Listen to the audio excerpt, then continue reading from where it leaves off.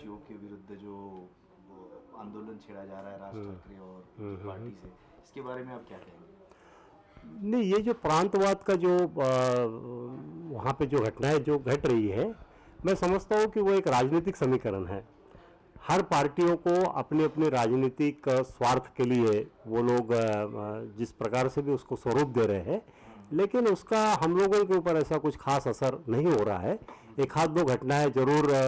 बृहन महाराष्ट्र में घटी थी जिसकी हमने निंदा की है, और हमने वहाँ के जो मराठी भाषी के नेता हैं उनको ये जरूर बताने की कोशिश की है कि आप 6 करोड़ मराठी भाषियों के लिए अपनी लड़ाई जरूर लड़े, लेकिन बृहन महाराष्ट्र में रहने वाले 1.5 करोड़ मराठी भाषियों का भी जरूर विचार करें। उनको असुरक्षित मत महसूस होने दीजिए और अपने स्वार्थ, राजनीतिक स्वार्थ के लिए उनको तकलीफ में नहीं डालें। अच्छा, तो जब ये प्रांतवाद और उत्तर भारतीयों के खिलाफ इन्होंने जब मुहिम चलाई तो आपके भोपाल और जहाँ उत्तर भारतीयों का ज़्यादा समूह है वहाँ पर क्या प्रतिक्रिया हुई, या आपसे लोगों ने क्या कहा या पूछा? नहीं, मुझे तो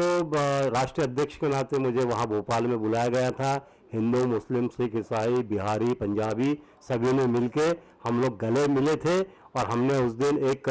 संकल्प लिया था कि महाराष्ट्र में जो भी घटनाएं हो रही है वो राजनीतिक घटनाएं हैं और राजनीति से जुड़ी हुई है, जिससे हमारा कोई संबंध नहीं है और हम यहाँ पे भाईचारे से रहते हैं। अच्छा, जो महाराष्ट्र का महा होने का नाम जो जुड़ा हुआ है, राष्ट्र के राष्ट्र भी है और महा भी है, तो इससे संबोधित जो ताकतें जो मराठी को लेके अपना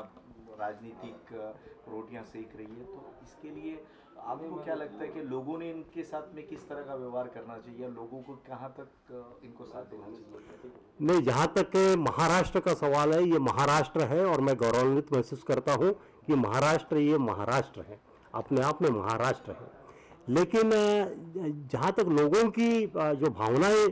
अगर किसी के साथ जुड़ी हुई है और उनके भावनाओं को अगर ठेस पहुँचती है किसी के करने से, तो उसका निषेध होना चाहिए, उसका विरोध होना चाहिए। और अपने राजनीतिक स्वार्थ के लिए, अपने पार्टी के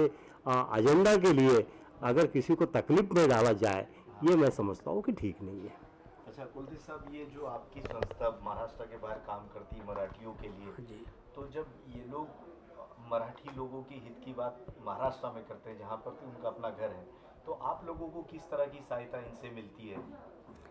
सहायता का तो कोई बात नहीं है, लेकिन हम तो एक ही चाहते हैं कि मानो आप उनसे सहायता लेना नहीं चाहते या सहायता? नहीं, सहायता तो देते हैं हम, लेकिन हम पहले चाहते हैं कि हम मानव धर्म, ये हमारा पहला धर्म है और मानव धर्म के मुताबिक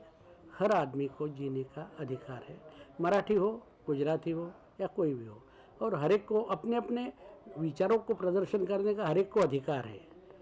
मैं ये नहीं कहूँगा कि वो क्यों करते और हम क्यों करते, लेकिन उनके विचारों से शायद वो बराबर भी हो सकते हैं या गलत भी हो सकते हैं, वो कहने का हमें इसकी कोई ज़रूरत नहीं। और जहाँ तक हमारा गुजरात का सवाल है,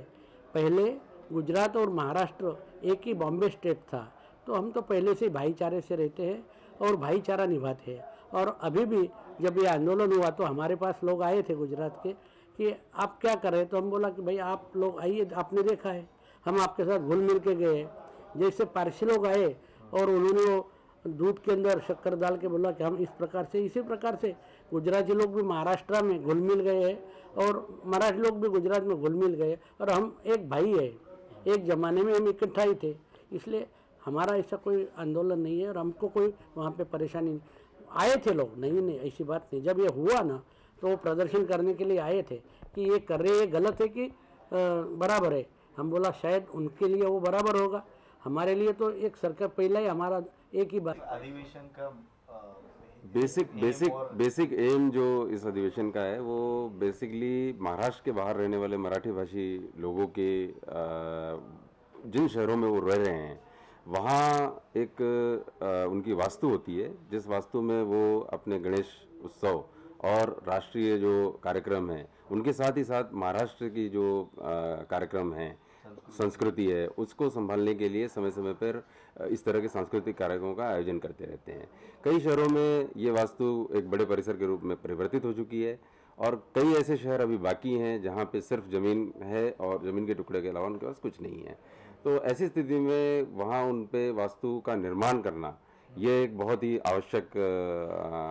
इसमें हमारी उन्हें कमी महसूस होती है कि ये अगर हमें साथ देंगे तो महाराष्ट्र शासन से कोई मदद के थ्रू हम इस वास्तु को यहाँ पे निर्माण कर सकेंगे। पिछले 2-3 वर्षों में हमने 50 से 60 लाख रुपए महाराष्ट्र शासन के थ्रू इन लोगों को दिलाए भी हैं और जिससे कई वास्तुओं का निर्माण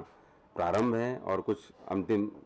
इस पे चरण में चल रहा है। और इससे आने वाले समय में ये जो 300-350 संस्थाएं जुड़ी हैं इनकी संख्या में वृद्धि होती है कि भाई ये हमारे कोई खैरख्वाह हैं जिनकी वजह से हम अपने शहरों में इस चीज़ को स्थापित कर पाते हैं कि महाराष्ट्र मंडल और उसमें जो मराठी भाषी उस शहर में रहते हैं उनको एक आने की जगह मिलती है, क्योंकि हर शहर में ये माइनॉरिटी में और उस शासन को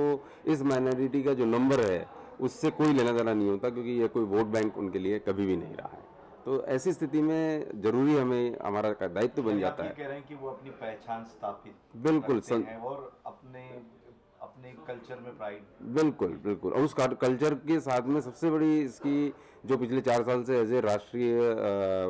प्रधान कार्यवाह या जनरल सेक्रेटरी विभिन्न मंचों में मैंने शिरकत करने का जो मौका मुझे मिला है उसमें इस बात का वो हिंदी भाषी राजनीतिक जो हमारे साथ उस मंच पे बैठे हैं हमेशा उन्होंने उस बात की स्तुति